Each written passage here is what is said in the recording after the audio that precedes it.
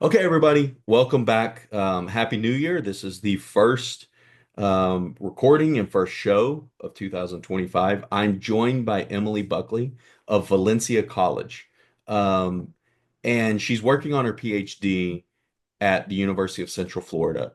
The reason that I got in contact with her and the reason that we're talking today is she had posted in a group on social media called Friends of Figment about a paper that she had written regarding nostalgia about the Imagination Pavilion, and in particular, how Disney uses the character of Figment, and to some extent also the character of the former Dreamfinder to engage with fans and how they use nostalgia to be able to commoditize the parks and people coming to the parks. And so it was really, really interesting. She was great enough to let me see what she had done, let me read what she had done, and it's really, really interesting. So I wanted to have her talk about kind of what nostalgia is to us. And then we'll get into Epcot and nostalgia, some of the other Disney parks and nostalgia, and then spend some time talking about Figment, my favorite character, and his partner Dreamfinder, and what those two characters meant to Epcot Center when they first opened, what they mean to the parks now, or what they mean to fans now. And so, without further ado, Emilie, thank you. Welcome to Being a Fan of Disney, the podcast. It's great to have you. Yeah, thank you for having me. So, as far as an introduction or backstory or origin story, tell us about your fandom, how you got started being a fan of Disney, and then kind of take us through your fandom through today. Let's see. Well, I grew up in Naperville, Illinois, just outside of Chicago, and my family would go on these ridiculously long road trips of, maybe 20 something hours to get to Florida, to go to Disney World for a week. And we went probably every year throughout my childhood. And Figment was always one of my favorite attractions, the original iteration. And so I, had plushies and a Figment hat and all this stuff. And I'm sure there's lots of photos out there with me with the Dreamfinder. I moved to Orlando in 2006 or moved to Tampa, and I, would hike to Tampa probably once every other hike from Tampa to Orlando, maybe once every other week to get to the parks. And again, Figment, well, I should say that having this probably 6 or 7 year gap from when I last went to Disney, I was devastated to see the current iteration of the ride, Journey into Imagination with Figment. And even though still, my love for the my purple buddy won out, and I, have to go every time I'm there. I have all the different variations of the Vinylmations, popcorn buckets, countless pins, all that stuff. So I've been a longtime fan of Figment. Do you have the popcorn bucket with the Imagination Pavilion? That Yeah, latest one that's like the I don't know if we're being recorded with video, but I yeah, have we are. oh, okay, I have it right here. I also The So actually, you talked about like your first trip to Figment or your first trip to see Figment. And here is I use a virtual background, so it's kind of hard to see. But here is he's taller than this plush. They used to sell this plush that is taller than, like I said, a 5 or 6 year old me. I don't know how tall that thing was, but it was giant. And so when you talk about the like your initial attraction to Figment and to Journey into Imagination. Um, talk more about that. What was the initial draw for you to the character? definitely. I think for me, the original ride. For those who may be watching or listening that haven't been on it, you start off in this room, and the dream finder is on his dream machine, giving, a talk, and then you go through all these different worlds. And so being able to journey, I guess, pun intended, through the different areas and see, now here's Figment in a theater. Now here's Figment in this area that's all white. It just seems so magical to me how it felt like you were really transported to those different areas with Figment. And, I just love the song. And yeah, we started from there. You actually in your paper, there's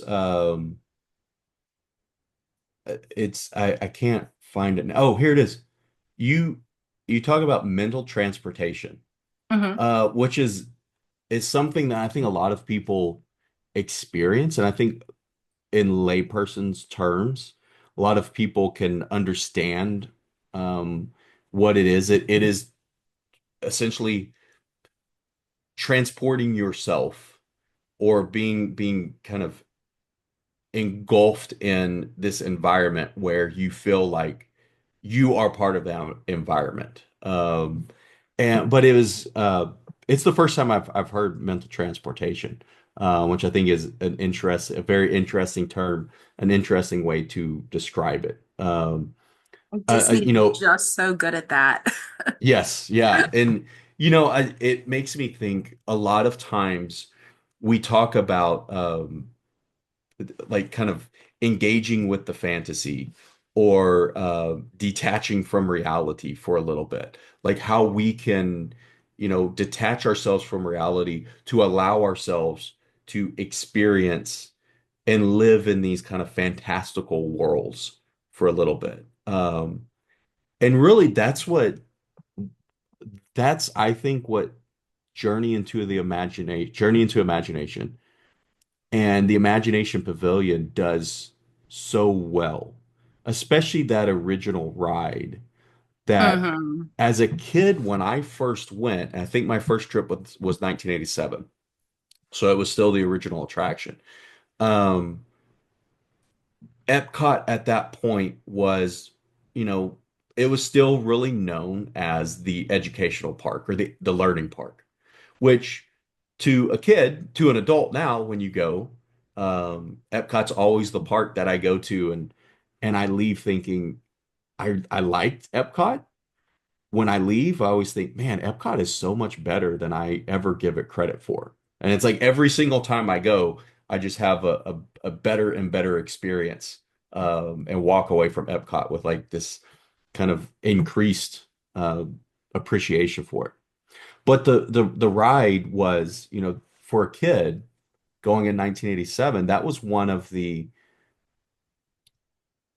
it didn't it didn't seem like you were learning as much as you were at the other pavilions. And so as a Hmm. kid, or it didn't seem like you were, I guess, being told you were supposed to learn. So as a kid, colorful dragon, a very, the character Dreamfinder, and then seeing all the colorful interactions in the ride, like that was really, really attractive to me, to be able to see all of that. So before we get into too much more of Figment and Dreamfinder, and before I talk too much more, let's talk about your academic background or your scholarly background and the paper that essentially like had me reach out to you about Disney's use of nostalgia with Dreamfinder and Figment.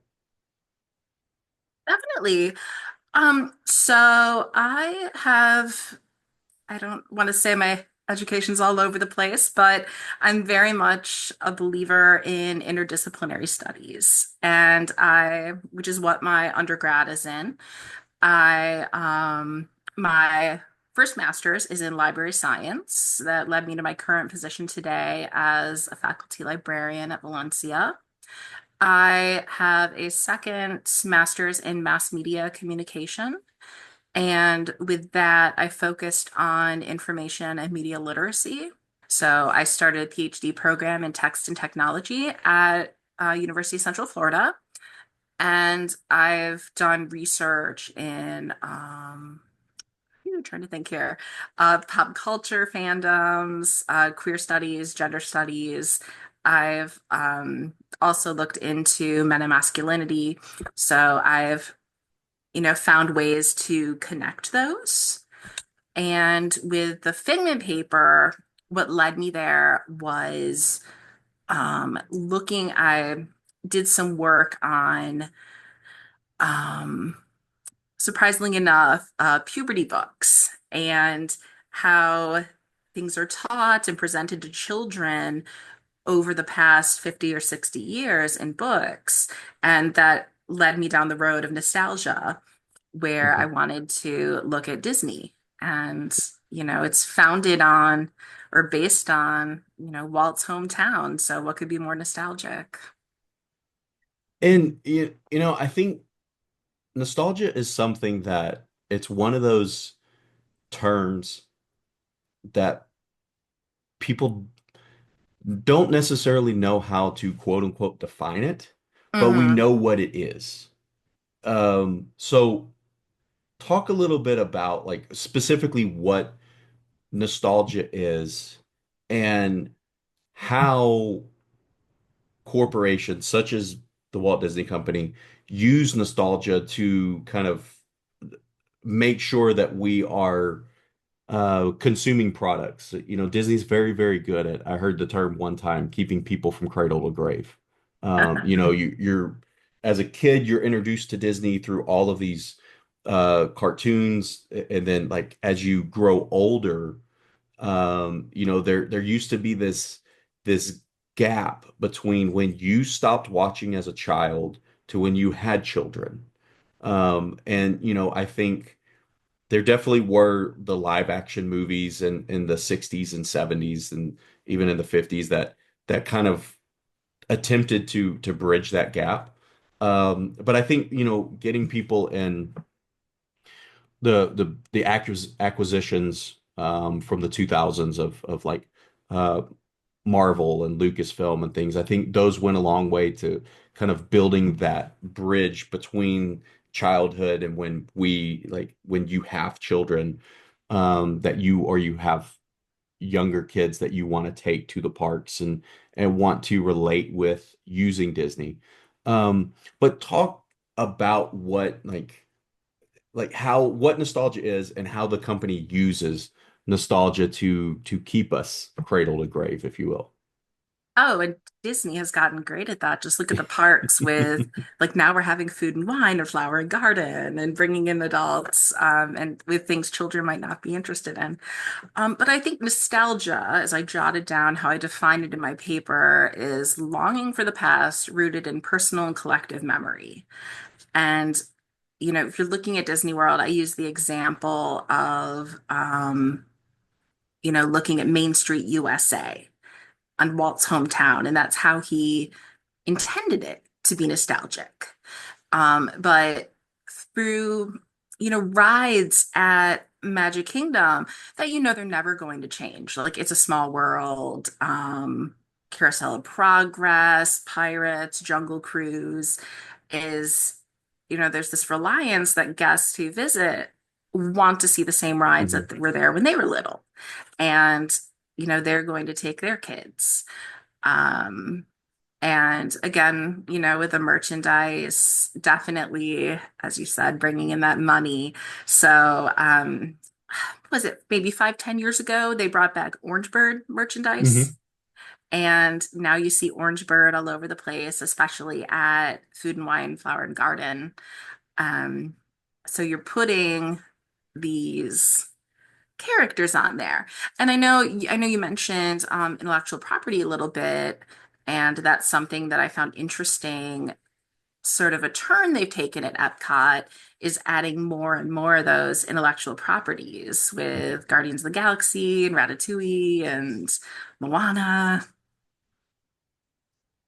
I think what's so interesting to me is the way that they use the the characters that were created for parks, such as Figment, and the characters or franchises that have been acquired to bring people in, and how they use all of that to essentially allow somebody to transport mentally into whatever fantastical world they want to, but also pull at that memory of what it was like the first times that you went or previous times that you went.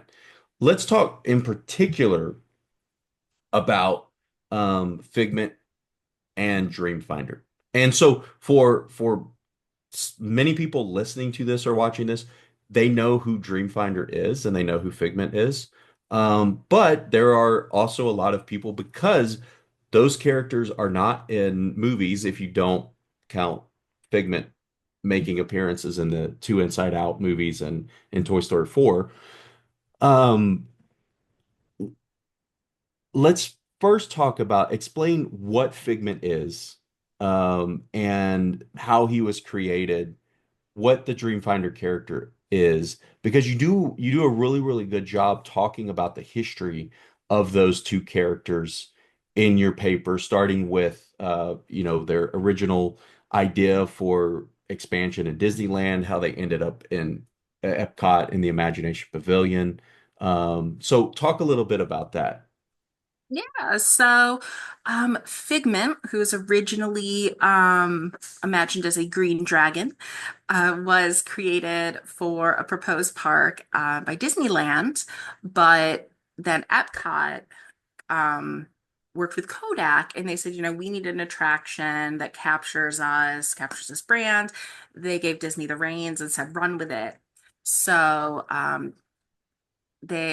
Kodak said, no, green is a color of one of our competitors. Hmm. So they made Figment purple and did the ride. But Figment is the figment of your imagination, and helping Dreamfinder collect ideas that you would watch as you go through the ride, watch the Dreamfinder collect these ideas with his machine, his airship. And then at the end, Figment would enact these ideas. So I mentioned earlier, backstage at a theater or in a going to outer space, things like that. And with the current ride, it kind of stripped it of that. And if you haven't had a chance to experience it, you're exploring with Dr. Nigel Channing, played by Eric Idle, and you're going through the five senses, only three of which you experience in the ride. Hmm. So, um, yeah, so it did take that turn. And I think that you had said something earlier about the rides being educational or the attractions being educational. But I think that why Figment appealed to children is Figment, our children are so naturally imaginative. Hmm. But adults, they need to be given permission to use their imaginations. And I think that's what Figment does is he gives this permission to imagine and create. And even though the ride now is so drastically different than the original, it still has that essence to it. Yeah, I'm really glad you said that about Figment giving permission to explore imagination and creativity because that's why over the last 4 or 5 years, that's what the conclusion I've come to for my own fandom, why I enjoy Figment so much. Because when I first saw him, I didn't really understand what he represented. I didn't understand what the Dreamfinder represented. But as I got older and kind of you start experiencing um, that transition to adulthood where uh, people typically say sometimes imagination gets lost or creativity gets lost and other things get in the way. That Figment really does it really he really started to represent for me this idea that you should not lose your imagination. Because if you lose your imagination, or you should try to keep it going, because ultimately that can make you um, it either makes your projects better, it makes whatever you're trying to do better, or if nothing else, a large part of this class that I teach and we talk about here on this show as well is fandom, and if fandom doesn't hurt you or hurt other people, then you should be able to express that because it makes you happy, it makes you a better member of society, those types of things. And that's the same thing I think with imagination is if a person is given kind of, as you said, that that permission to be imaginative or use their imagination, then they can, it can make them a happier person. It can make them enjoy things more. And I think that's a really, really important part of um, this nostalgic reason why people kind of grasp onto him so much. And so in the paper, you also talk about how almost two sides of the coin. And on one side, Disney is, they've essentially done away with the Dreamfinder, Hmm. except for in a few merchandise opportunities. Um, and when they re-themed, or sorry, when they redid Journey into Imagination and become Journey into Your Imagination, for that 2 year period, Figment really wasn't in the ride either. They were sort of trying to distance away from Figment. And do you know the history of that? Why they were trying to distance from Figment? Have you ever heard anything about that?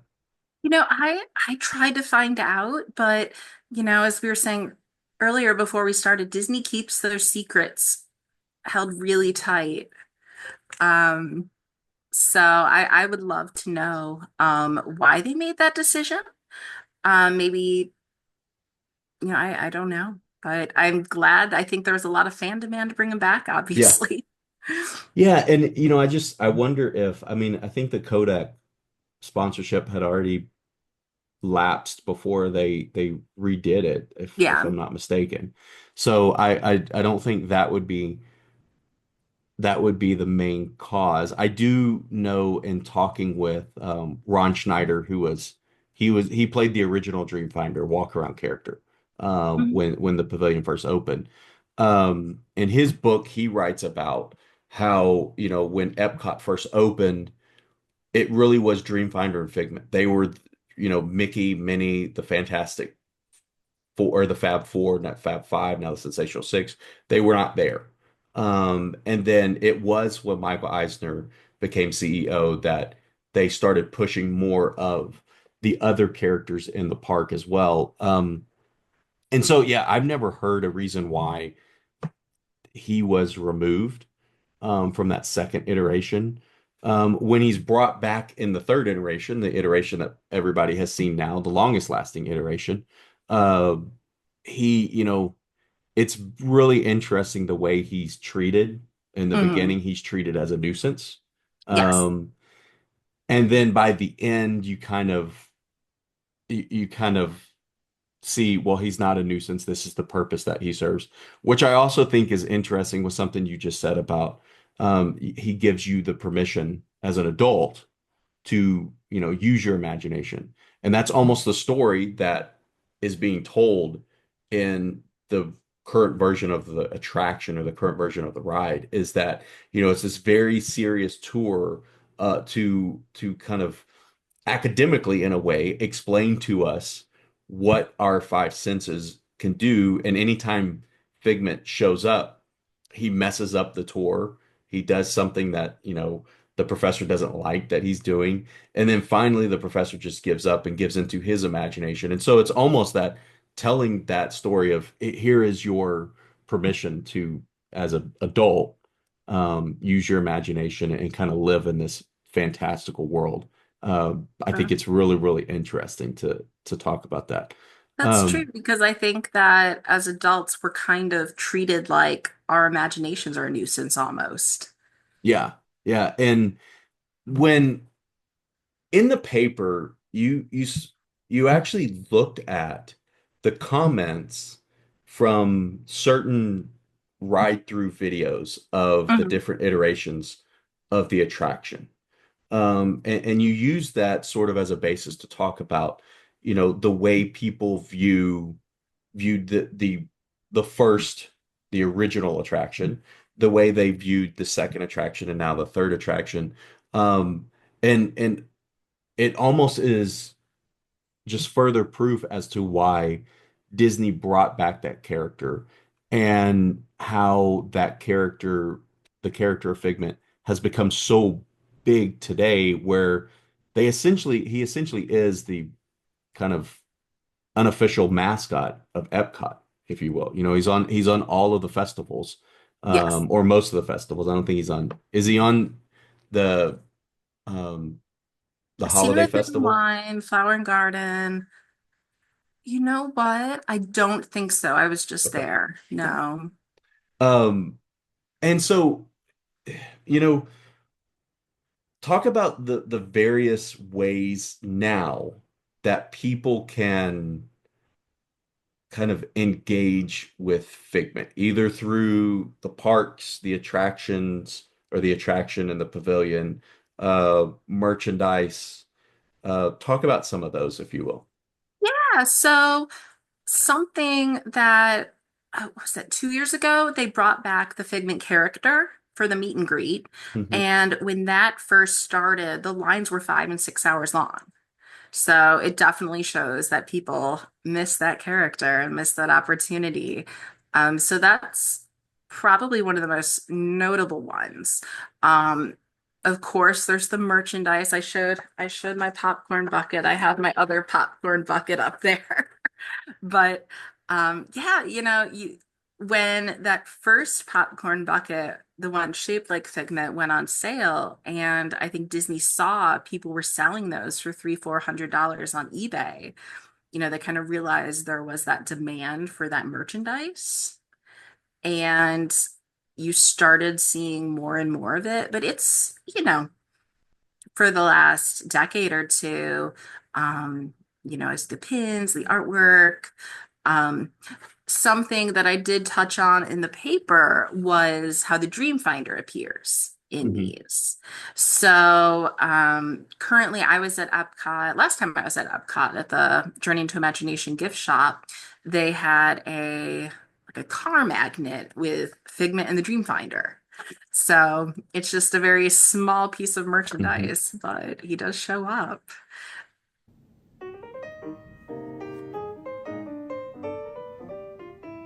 And now a message from Cody's inner dialogue. Hey, Cody. Yeah, what's up, inner dialogue?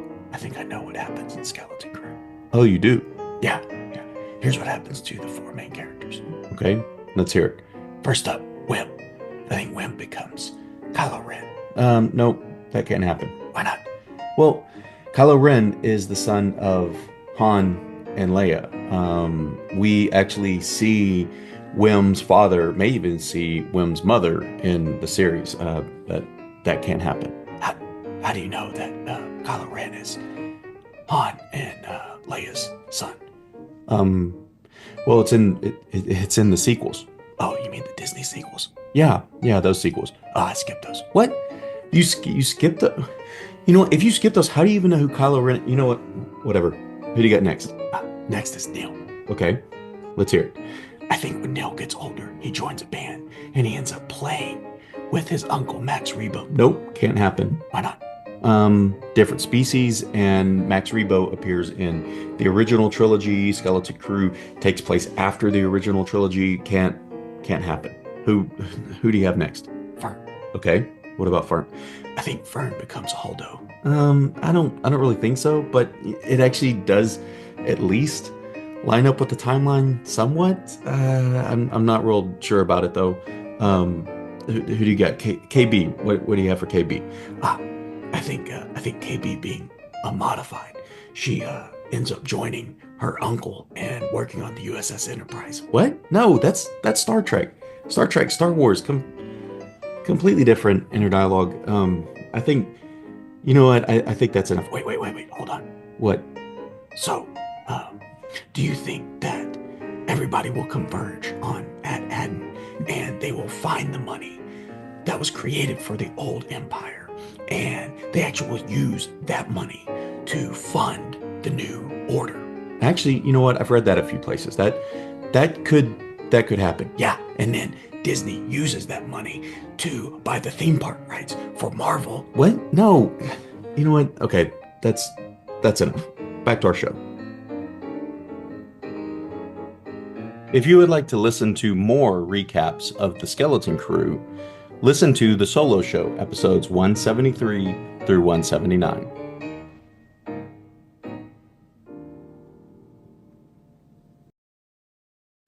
And what's really interesting is, he is because as the story goes, he actually is the creator of Figment.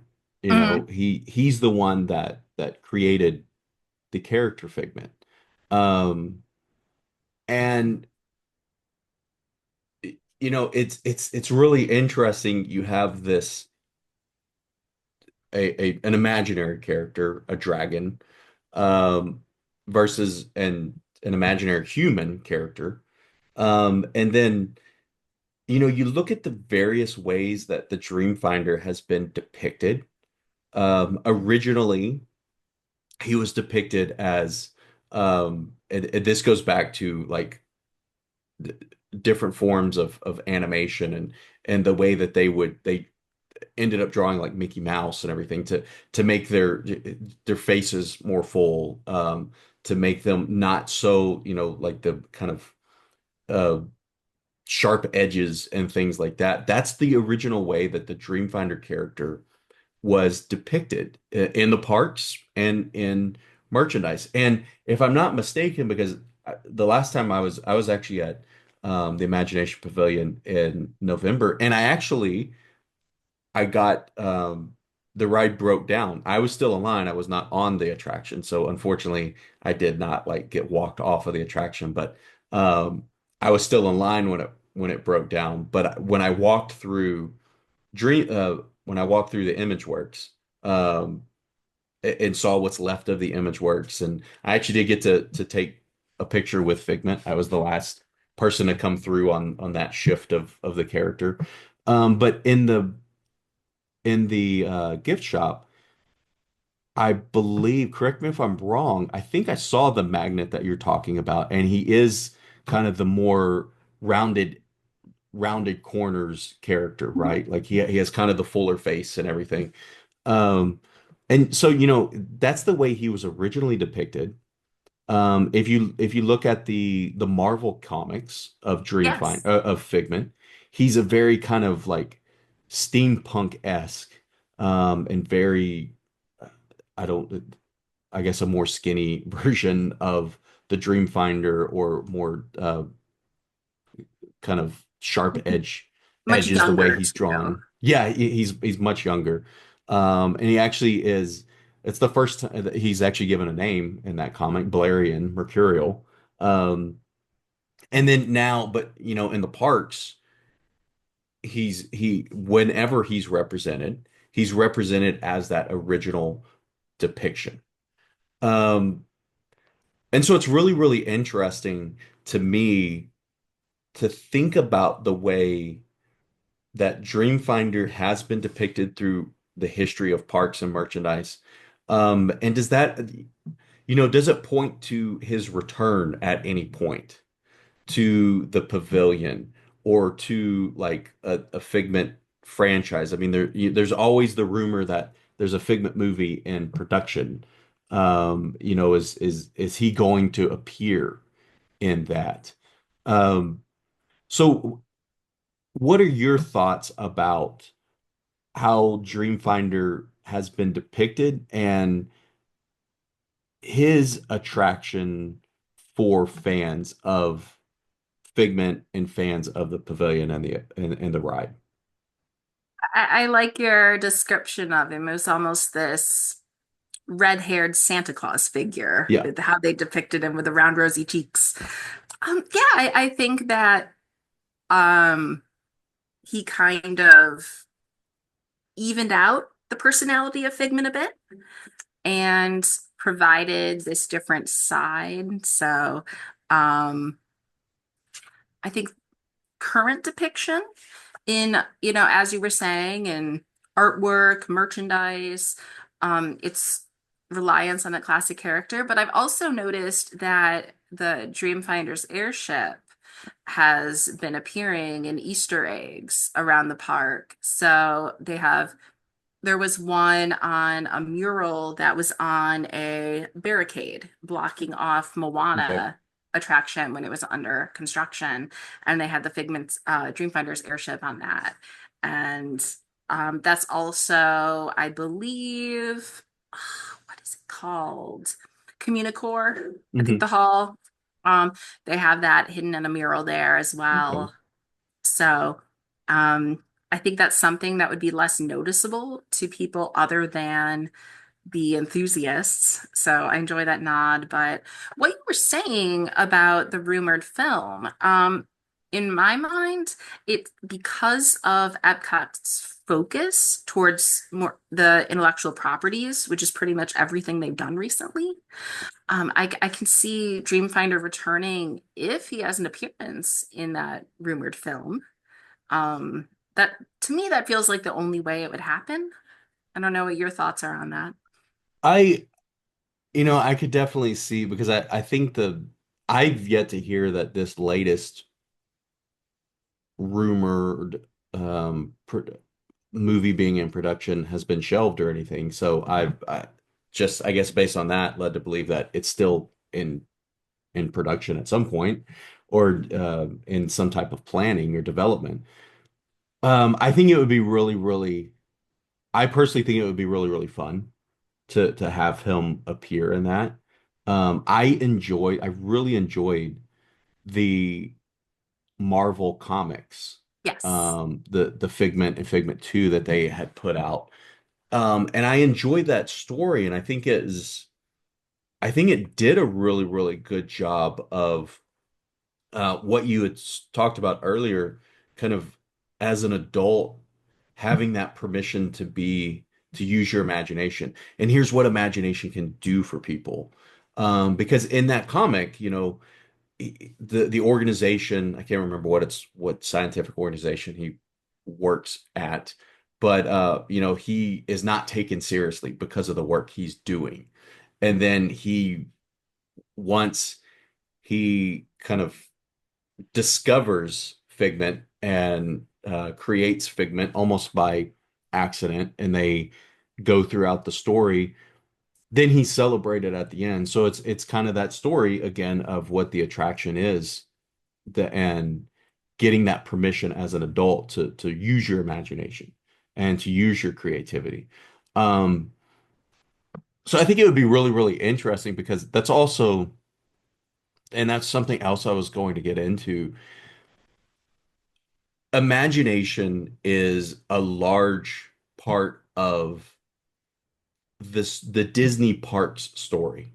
It's a large part of the Disney story in general, obviously, imagination and creativity being kind of the practical representation of imagination through the first the shorts and then the full-length theatrical features and everything that they put out.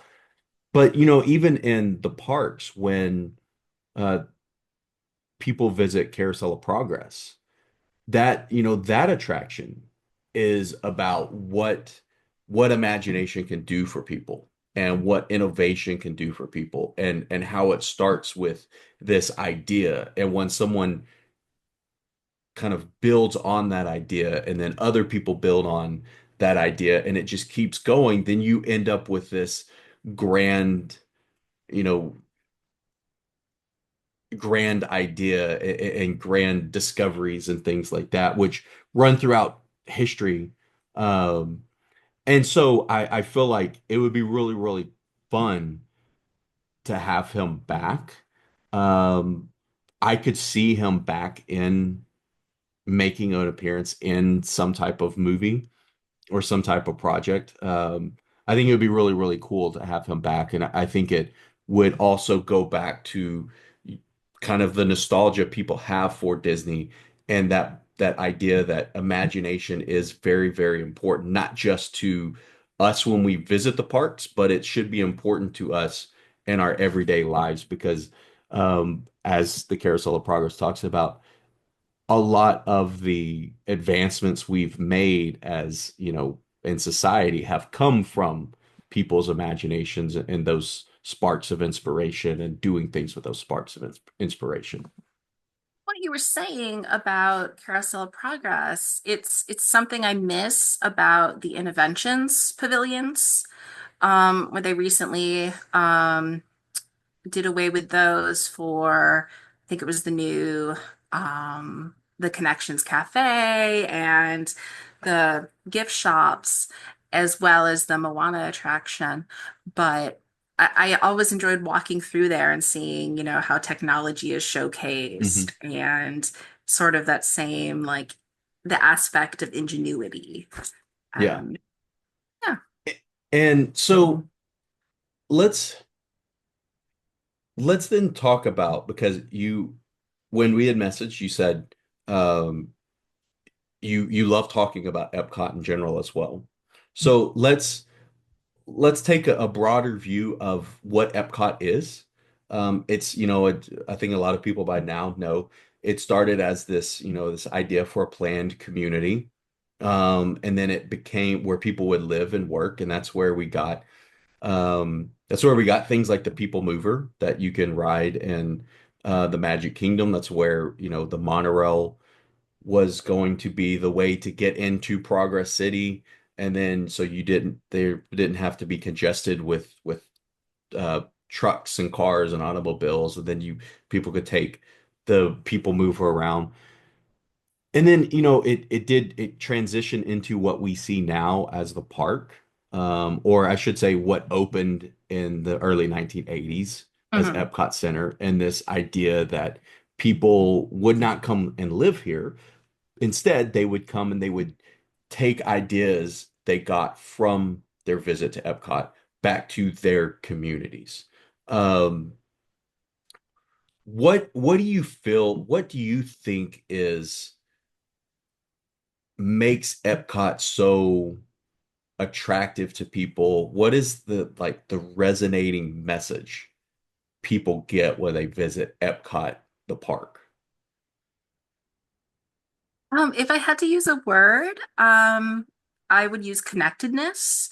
So if we're looking at the land, you have this connectedness to the environment and nature, going over to soaring, where, you are exploring, I forget, is it it's the world one now, right? Yeah, yeah. Now Okay. it's the most recent one at least. Yeah, now it's the world. Yeah, I forgot when it was soaring over America.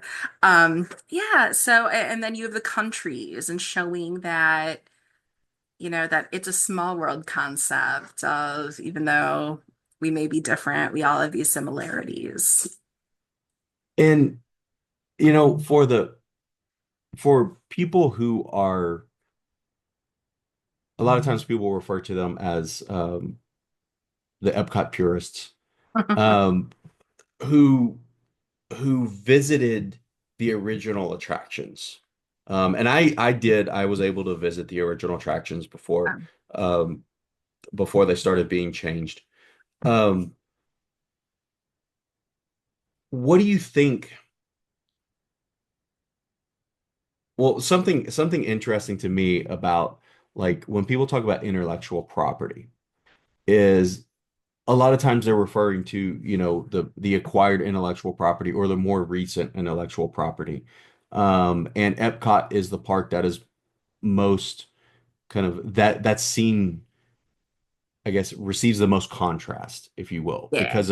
because the attractions that were developed originally were completely new attractions that did not really deal with existing things that Disney was doing, whereas you would go to the Magic Kingdom, you would go to Disneyland, and those parks were built completely on intellectual property. They Mhm. were built Adventureland represented the real life adventures. Tomorrowland was, the movies like Man to Mars and Man in Space, and Fantasyland had all of the animated attractions. What do you think it is specifically about Epcot that has a lot of people today um, yearning for what Epcot used to be. Not necessarily complaining about what Epcot is, that they have, the newer attractions and like Frozen has replaced Maelstrom and things like that. But why do people want kind of that idea of what Epcot was? And do you think if people actually got that, if the Walt Disney Company ever said this would never happen, but if they ever said, you know what, yeah, we will go back to everything that Epcot originally was in the very beginning, do you think people would actually want that at that point? I think that Epcot has that reputation, or used to have that reputation of the park that the kids didn't like. Hmm. And they've, in a way, tried to shift that. There's Ratatouille and Frozen and Moana, Guardians of the Galaxies, but as well as embraced adults through things like Food and Wine, and now you have the drinking around the world merchandise they even sell. But no, that's a really good question because there's some things like I know this wasn't an opening attraction, but things like Ellen's World of Energy I don't think anyone missed it Yeah. when it was gone. But on the other hand, I was there for the final day of Maelstrom and waited probably 2 hours to get on the ride on that final day. So, I think it's just different audiences. And you're going to have your adult Disney fans who went there as children, but the younger fans, I think, would probably be disappointed. Yeah. But then again, Uh, it hurts me to see Winnie the Pooh in Magic Kingdom because I want Mr. Toad back. well, and okay, so here that brings up a really interesting point when you talked about nostalgia and what nostalgia is when we first started talking. The I rode Mr. Toad's Wild Ride at Walt Disney World. And then last summer, summer 2023, I went to Disneyland for the first time with my family. And we rode the Mr. Toad's attraction there. And when I walked up, they had, like I think they're called scrims, like the kind of the curtain over the front of the Mhm. building because they were doing something to the building. And behind it, like the scrim was what the building would look like, and it looked like Toad Hall. And I remember I told my boys, I said, this is what the attraction looked like. Like, could you imagine walking into like you walk into Toad Hall? And at that moment, I imagined I remember doing that exact thing, walking into a building that looked like Toad Hall at Magic Kingdom and Walt Disney World. But then looking at pictures, I'm not sure. Did Mr. Toad's Wild Ride, did the facade ever look like Toad Hall? Or was it a different facade that just had the signage over the top? Do you remember? I believe it was just the signage because it was similar to how Winnie the Pooh is set up now, where there's the queue that leads into the ride. I don't remember. I would have And to that's check and some old that's what's so footage. interesting because when I look at pictures, it's just a facade. But me now, like I remember walking into this building that I imagined looked like Toad Hall. And so it's so interesting that like that's very nostalgic for me. However, it's like it's created because that's not the actual experience I had. And so like I'm kind of lately I've been thinking like, well, is it just obviously some of it comes with people don't remember things exactly the way that they happen. But, did my experience this last summer in or 2 summers ago in Disneyland and seeing the scrim over the building and wishing I could see like the real facade of the building that looked like Toad Hall, did that actually kind of impact my memory of my times riding the attraction at Magic Kingdom, if that makes sense? Oh yeah, and that's something I thought about when I gathered my research for the article I wrote about the comments on the ride-on footage, how whether it was positive or negative or neutral. And the ride-on footage for Journey into Imagination, the 83 version, was, close to 80% positive.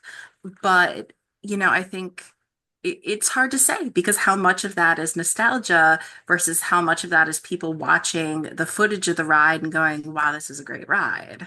Yeah, another really interesting thing, in particular about Journey into Imagination, is I remembered the last room of Journey into the Imagination attraction different than it really was. Mhm. And so there's like this mixing of like for instance, when you ride the attraction now and you go into the final room and there's all the figments everywhere. Yeah. Um, I actually told someone I was on a podcast talking about this, and I said, I believe, that room is almost unchanged from the original attraction. I believe like if you like the original attraction, you would like that room because it's very similar to what the original attraction was. That's not the case. And so like it's that idea of here's what I it's that mixing of nostalgia, if you will. Like what I see now in that final room, it that's the thing that most closely reminds me of the original attraction. So Yes. then in a way, that image I'm seeing now of that final room where there's a bunch of figments and the music's really, really loud and it's bright colors, that almost like has taken the place of what the room originally was, or the room really was in the original attraction, because it's like it's this kind of competing narratives for me, or this yearning for nostalgia because that reminds me of the original attraction. So that have been what the original attraction was. Have you found anything like that with people experiencing that type of thing where not just that they remember things differently, but maybe what they are remembering is actually being impacted by what they're currently seeing. That's a great question. In the comments of the people that, had commented on the original ride-on video, um, a good 75% of them that liked it were asking for the Dreamfinder back.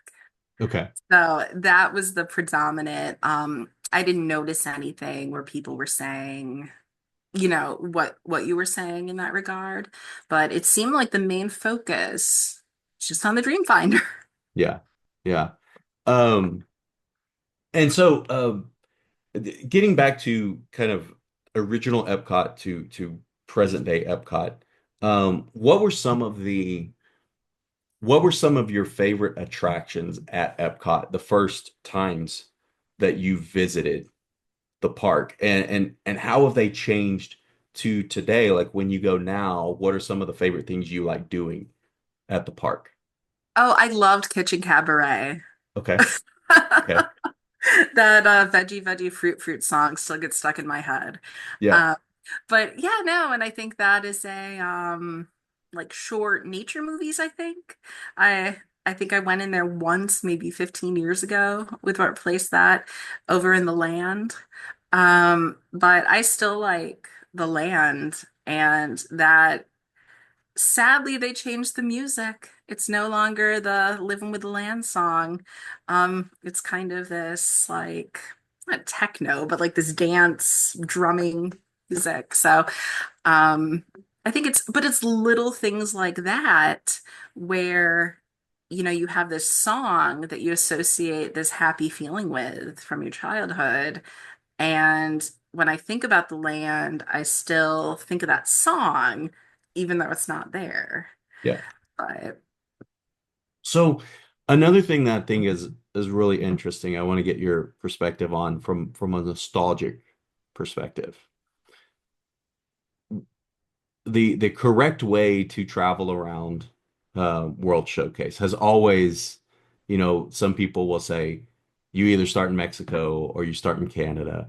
And I heard someone recently say that Disney Parks actually, or the Disney Parks blog actually came out and said, I guess maybe you start in Canada. Historically, people were historically, before the park was built, the original idea was people were going to start at the American Adventure and then travel around because that was you were in the United States at this park, so you were going to enter through the United States and then you were going to travel around the different parts of the world. But um, what, well, first, which way do you start when you walk around World Showcase? Do you start in Canada or do you start in Mexico? Oh, I'm Team Canada. But Okay. even though you'd think Mexico would make sense because it would be going clockwise that way. But it would just feel wrong to not start in Canada to me. So see, because I always start in Mexico. And it is, I think the reason I do, I think is because it's left to right. It's clockwise. When we would go like as a kid or anytime that I go, um, unless like this last visit and these last two visits, we would go to the right side of the park and then we would make our way through Canada and United Kingdom to go to the International Gateway, to go Okay. to the Skyliner. So the introduction of the Skyliner has actually like that's kind of made me change my direction a little bit. But if I'm actually doing a stroll around, I always start on the left. The reason I start on the left is because that's the way I've always done it. That's Hmm. when I was a kid, that's the way I always did it. And I remember like we would spend a lot of time in the Mexico Pavilion because you would get to walk into that show building and it was just this it's that amazing like courtyard look and you could eat at the restaurant, you can go on the ride. That was another reason why we would start in Mexico is because as a kid, that was, one of the few places that had an attraction or a ride in World Showcase. Um, and so to be honest, I have not experienced a lot of like the United Kingdom and Canada because by that point of walking around World Showcase, it typically has become like you're in a hurry. You've got to, Yeah. like you're done with things. Um, and so what like did you always start in Canada first? And do you think nostalgia, I mean, how much does nostalgia play a role in like this fun debate that everybody likes to have? Like, do you start on one side or the other? Come to think of it, I growing up, we would a lot of times stay at the yacht or beach club. Okay. And so coming in from the side over between England and France or UK and France, I think maybe that's why I would gravitate towards Okay. that side first because you're already over there.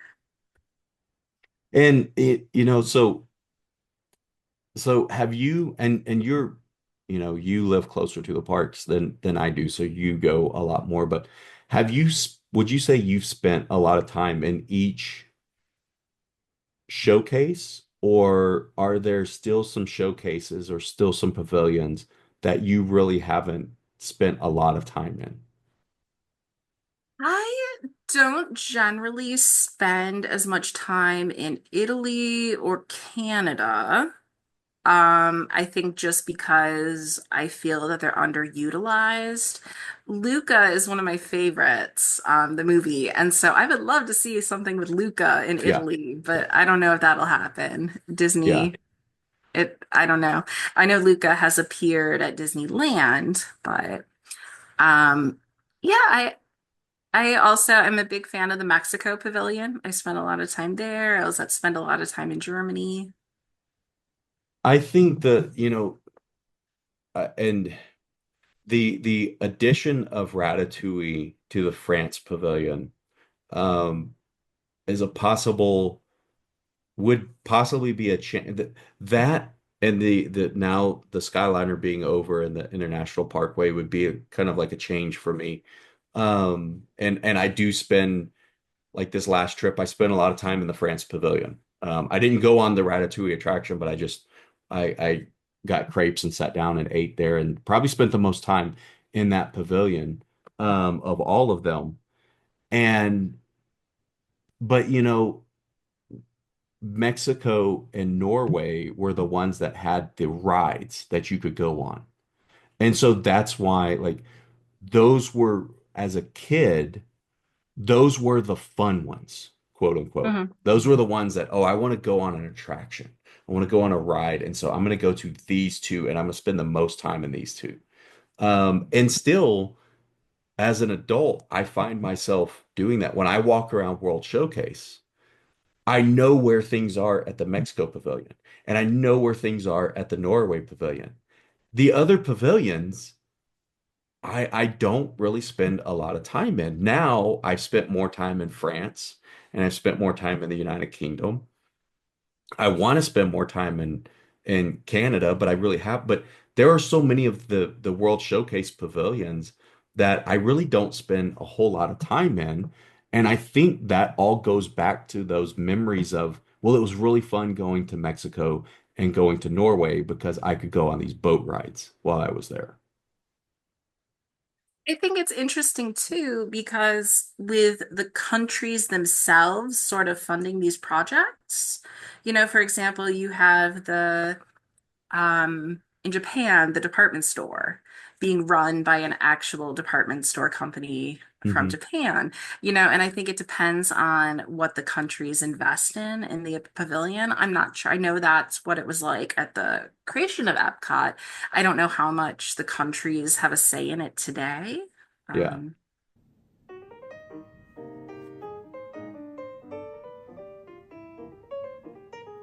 And now a message from Cody's Inner Dialogue. Hey, Cody. Yeah, what's going on, Inner Dialogue? I was doing the end of year books for being a fan of Disney, the podcast. End of year books? What do you mean? You know, like keeping up with the finances, like how much revenue we bring in from advertising and everything. From advertising, revenue from advertising? No one advertises on this show. Well, not no one. Well, I mean, like, I guess I promote the books that I write. We write. I promote the books that I write on here, because you make me. Yeah. So it's time to pay up for those. What? What? Yeah. It's time to pay up for all that advertising. What do you mean? Well, looking at how many times you've advertised on the show, you owe $2,500. What? $2,500? Yeah, $2,500. This is premium ad buy. No, I'm not paying to advertise on my own show. Anyway, you're the one who makes me do that. You force me to do all that. Do I really? Do I force you? Yeah, you do force me. Really? Is it me forcing you, or is it really you forcing yourself to do it through me? I Actually, I don't really know, but either way, I'm not paying that. Well, there are other options to pay it off. What do you mean? Well, you just keep plugging the books and plug in other projects. Um, yeah, I was actually planning to do that anyway. Well, you got a lot to make up for $2,500, okay? Yeah, whatever. Um, Being a fan of Disney the book is available on Amazon in hardback, paperback, Audible, and Kindle versions. Please check them out, and the prospectus files will be available soon. But inner dialogue, stop. If you ever finish it. Well, yeah. Thank you, everybody, and have a happy new year. Happy New Year, everyone. Now back to our show.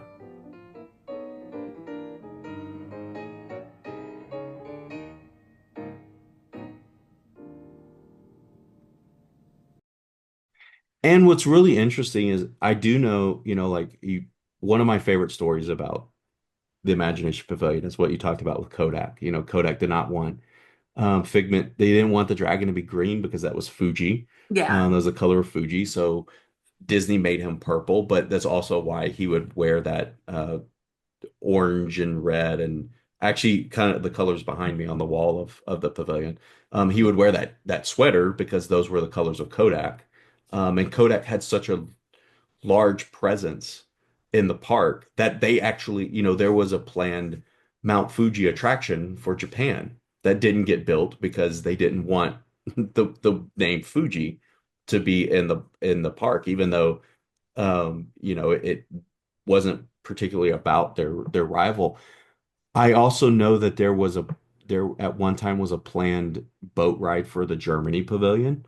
Um, and I wonder, now with what Epcot stands for now for so many people, where it's if you're going to World Showcase, it's about for me, it seems like it's about the food for a lot of people, Hmm. or about the drinking around the world challenge, that type of thing, and kind of that cultural immersion.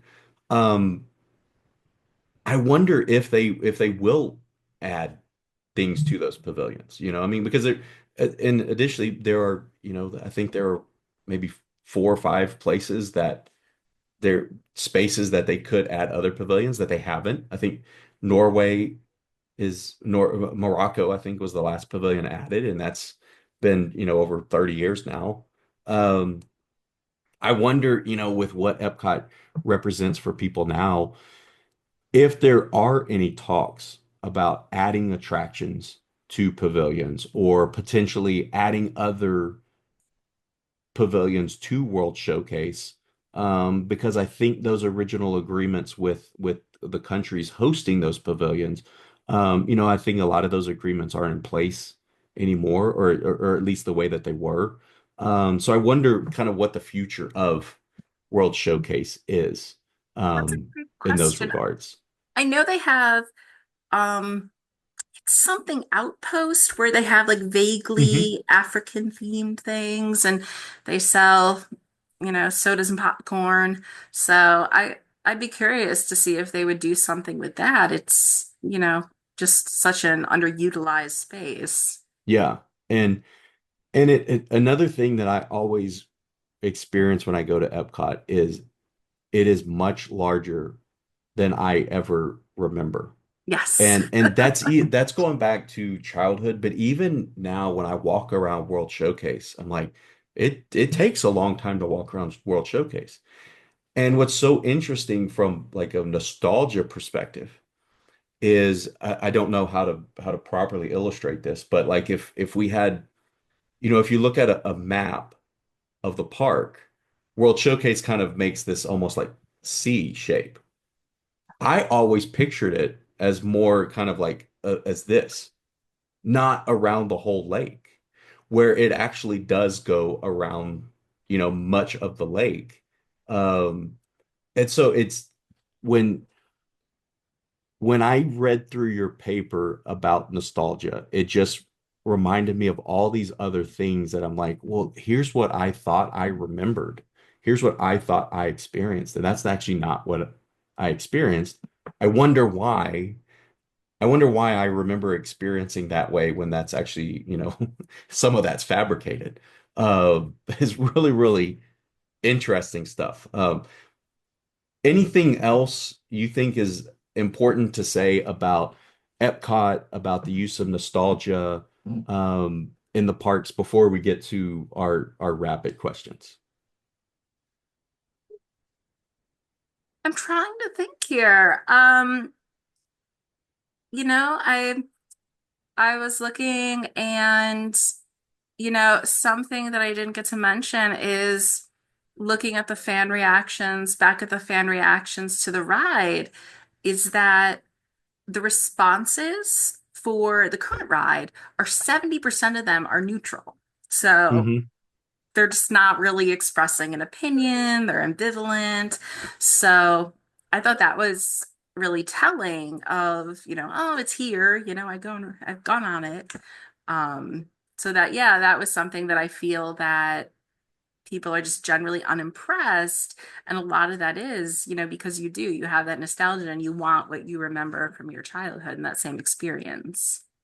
And that brings up something I forgot to say as well. Like Journey into Imagination is always one every D23 people, predict is something going to happen to Hmm. Journey into Imagination now? Are they going to do something with the Imagination Pavilion?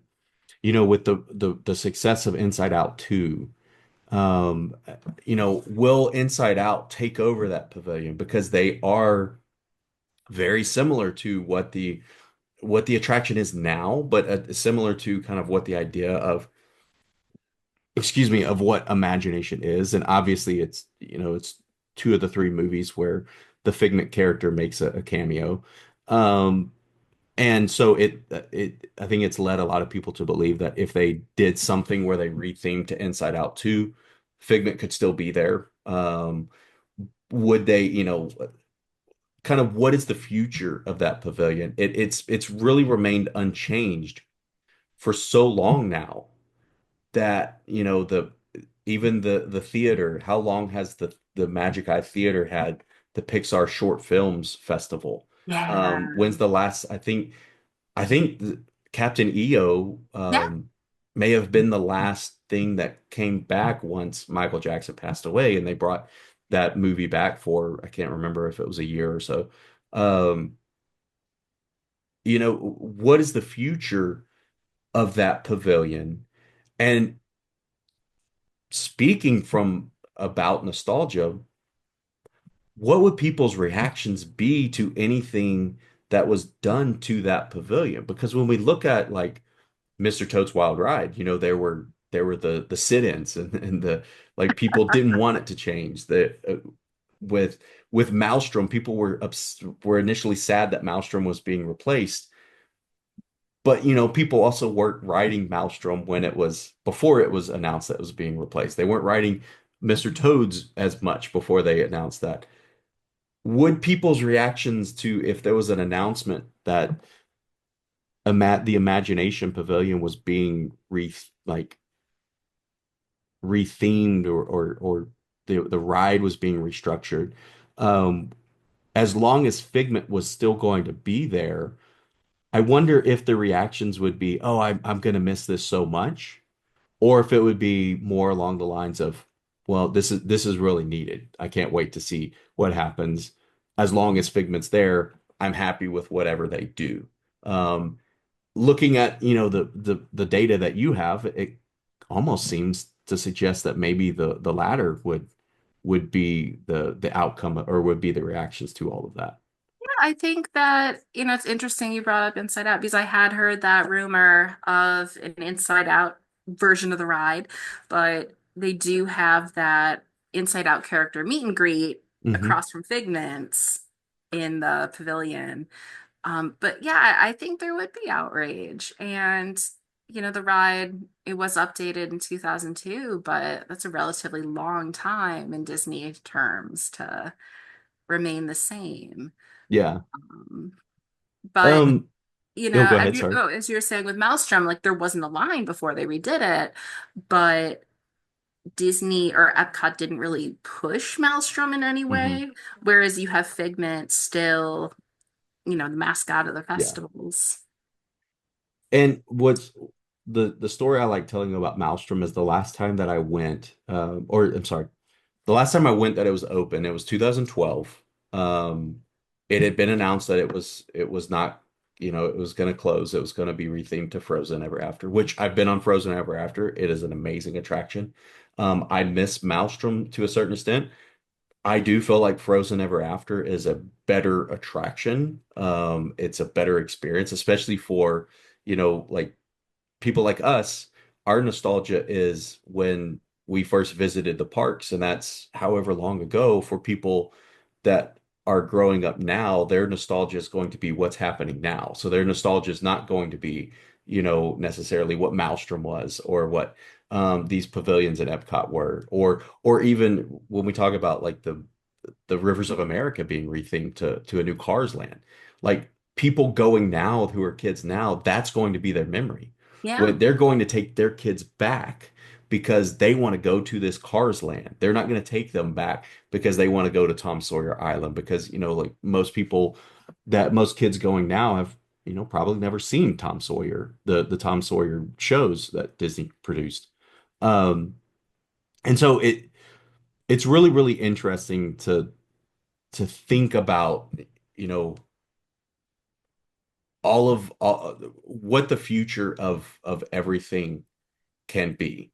Um, And so it's something that I like. It's something that your paper made me think a lot about, which is really, really fun. I really, really appreciate that. So before we get to rapid questions, was there anything else you wanted to say about nostalgia, about the park, about the attraction? Yeah, I think you did a great job talking about how we're nostalgic about our own childhoods. And, one day my child's going to be nostalgic for maybe the Frozen ride or Figment as it presents today. Yeah, and I remember. Thank you for that because it jogged my memory. The story I like telling about Maelstrom is the last time that we went, and I knew that it was going to close. We waited 40 minutes to get on the ride, but at least 20 minutes of that was because the ride was broken down. It like kept breaking down while we were there. So if it wouldn't have broken down, we probably would have waited 10, 15 minutes maybe. But like it kept having to they either kept having to shut it down for a few minutes to get people on or off, or like it actually shut down. I know for one time it shut down for like at least 5 or 6 minutes while we were waiting in line and we didn't get out because we knew it was the last time that we'd be able to ride it. But so there, yeah, there you have it for what those things we hold on to that don't that we miss when they're gone. We don't necessarily utilize while they're there. Yes. Um, so so the rapid questions, I have seven of them. And the way that we do this is you can just answer and that's it, or you could answer and give like a description or a reasoning why. It's completely up to you uh, what you want to do. So are you ready? Yep, I'm ready. Okay. So the first one is ha aside from Walt Disney World, have you been to any of the other Disney parks, Disneyland, or any of the international ones? Sadly, no. Okay. So then the first question is favorite park. So favorite park in Walt Disney World. I don't, yeah, I'd have to say Epcot is my Okay. favorite. Yeah. All right. Do you have a favorite ride? Or it could be top two or three if it's too hard to decide. You know what? Of the classics, I'm gonna have to go with Spaceship Earth and Journey into Imagination just for the nostalgia. Okay. Do you have a favorite show? Hmm. Could be, I Show. mean, Kitchen Cabaret could be, that Kitchen could be Cat. the Yeah. all-time favorite. If we're going historic, definitely Kitchen Cabaret. Okay. Is there anything now that you that is a favorite that you watch now? I am not a show person. I think I don't have the patience. I Okay. And then favorite treat at any Disney park, Disney Springs, any of it. That's a tough one. Talking about nostalgia, I love the Mickey pretzels Okay. because I like the idea of the Mickey pretzel, but you can get a much better soft pretzel elsewhere. The really interesting thing is when they started sell, I always would eat the Mickey premium ice cream bars, and I Hmm. still do. They're really, really good. When they started selling them in like Target and Yeah. in local stores, um, sometimes I think the ones that you get at your local store are actually sometimes better than the ones you get at the park. I I think eating it at the park, it's the excitement of being at the park that like makes you enjoy it. I like product for product, the ones that you get at the store are they're at least pretty good. I most recently have started my Dole Whip kick. I didn't eat a Dole Whip until I think I went in 2021 probably. Um, and I've probably collectively had 50 since in the last, 4 or 5 visits that I've gone to a Disney park. But with those, they sold those, or they sell those in stores as well. I think I And have to change my answer to Dole Whip, but I don't know. I need to track the them down. have you ever had them? They used to sell them at the Costco here. Really? No, I had no idea. Um, you may that would be something that they're not as good by Oh, any okay. means. And so it actually like I when I found them, I was so excited. I got two boxes, and after eating a couple, I'm like, I don't know, like eating this kind of it almost it gave me a really bad taste toward Dole Whip. So I I don't buy any of those anymore. I just enjoy them in the parks. Okay, dealing specifically with nostalgia, which is something that we've talked a lot about. The last three questions deal more with that. Do you have a favorite Disney memory? I would say staying at Yacht and Beach Club, my older brother and I would hang out at the pool slash mini water park and go to Beaches and Cream while our parents usually went to like a nice dinner. We would hang out there. So that's probably one of my favorites. Okay, awesome.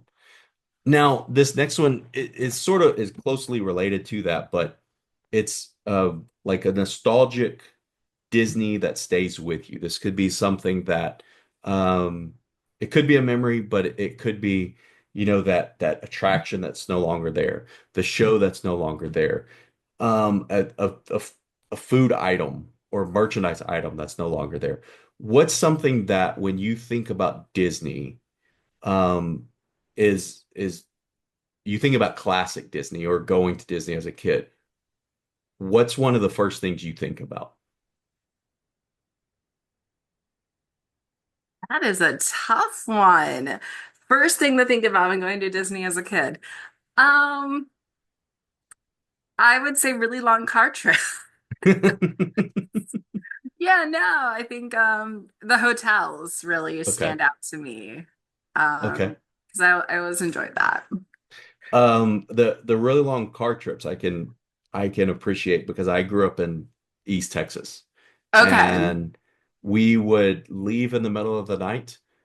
My sister, they were like, this was before car seats were really a thing. We would My grandmother would make a pallet in the back of her Suburban. We would fall asleep on that. We would wake up and we were in Florida and so excited. They were like, "Oh, we're almost there." Well, we were on I-10, so we had driven probably 5 hours, and we had another like 7 or 8 hours till we got to Orlando. So I can definitely appreciate the long car trips. Okay, the last one, talking about Dreamfinder and Figment. So if the Walt Disney Company came to you and said, Emily, this is your idea, and it doesn't really have to be a commercial success necessarily. It doesn't have to be a tentpole movie that's going to make over $1 billion. So, what we want you to make a Figment movie. How would you like? What would be your idea for a Figment movie, and how would you bring Dreamfinder back in that movie? Oh, that's a good. Again, it doesn't have to have mass appeal to anybody. It's your idea. It's your thing. Well, I did kind of love when I heard that Seth Rogen was interested in Hmm. it because I think he would be an amazing dream finder. I know some people aren't crazy about his laugh, but I think that would be fun. Um, yeah, I can see it, being a family film. Not necessarily, yeah, I guess my commercial version of it would be where a child has lost their imagination, so Figment appears, helps them rediscover it. You know what? But maybe it should be an adult. Maybe it should be some corporate executive who she's lost her spark for life and bumps into the dreamy dream finder from the comics and helps her find life again. It'll be like a Hallmark I romance was movie. gonna say that's like a mashup of Disney and Hallmark. Yeah. Um, Yeah, it'd be like a it could Hallmark Christmas movie.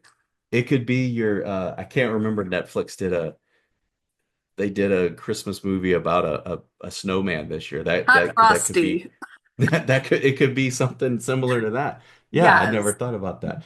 Um, those are really really good ideas. I did like I said, I like the idea, the story that they told in the Marvel comics. I thought that was really, really interesting.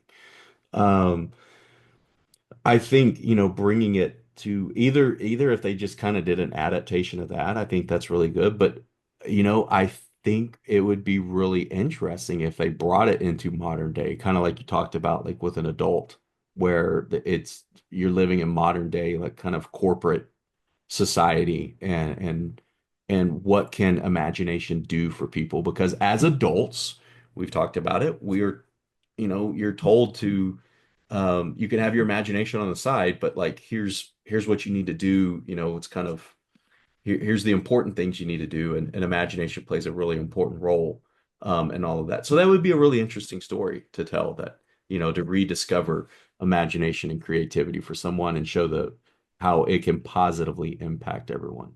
Um, so Emily, thank you so much for doing this. Before we get out of here, what's the best way if people want to reach out to you, if you have questions about any of your research or your fandom or just want to connect. Yeah, definitely. So I am on Blue Sky. That's what I use for academic stuff. And you can find me at Hello, Hello, Emmy, EMI. So Hello, Emmy Okay. on Blue Sky. All right. And thank you so much. This was a lot of fun, and I really, really appreciate you coming and talking about all of this and talking about Figment, my favorite Parks character, Yes. um, and being able to kind of go back through some of the memories that I had that are accurate and some of them that aren't accurate. So I appreciate that. Thank you very much, Emily. Have a great day. All right. Bye. Bye.